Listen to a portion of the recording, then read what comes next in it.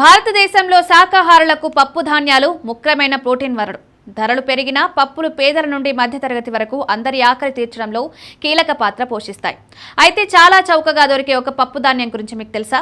దేశంలో దాదాపు 50 ఏళ్ల పాటు దీన్ని నిషేధించారు. ఇప్పుడు మీరు విన్నది నిజమే, కానీ దీని వెనుక ఒక ఆసక్తికరమైన కథ ఉంది. అసలు ఆ పప్పు ఏంటి?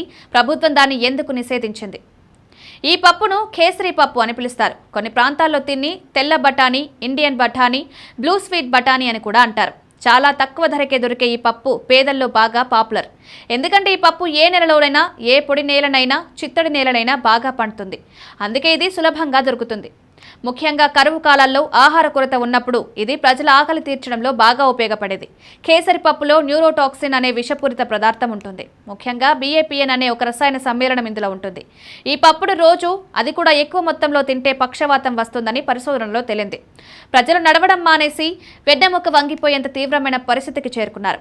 ఈ వ్యాధిని లాథరిజం అంటారు. ఈ తీవ్రమైన ఆరోగ్య సమస్యల కారణంగానే 1961లో భారత ప్రభుత్వం కేసరి పప్పుల అమ్మకాలు, ఉత్పత్తిని నిషేధించింది. ప్రజలు దీని వాడకాన్ని పూర్తిగా ఆపలేదు. కాలం గడిచే కొద్దీ శాస్త్రవేత్తలు ఈ పప్పుపై ప్రత్యేక పరిశోధనలు చేశారు.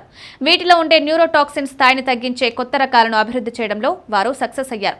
కొత్తగా రూపొందించిన రకాల్లో న్యూరోటాక్సిన్ పరిమాణం చాలా తక్కువగా ఉందని నిర్ధారణ అయింది. ఇది పేద ప్రజలకు ఒక శుభవార్తగా మారింది. ఇప్పుడు కేసరి పప్పు మళ్లీ మార్కెట్లో దొరుకుతోంది. అయితే ఆరోగ్య నిపుణులు ఒక ముఖ్యమైన విషయాన్ని గుర్తు చేస్తున్నారు. దీన్ని పరిమితంగా మాత్రమే తినాలి, సరిగ్గా ఉడికించాలి. ఎవరైనా ఆరోగ్య సమస్యలతో బాధపడుతుంటే, ముఖ్యంగా దీర్ఘకాలిక వ్యాధులున్న వారు వైద్యుడిని సంప్రదించిన తర్వాతే ఈ పప్పును తినాలి.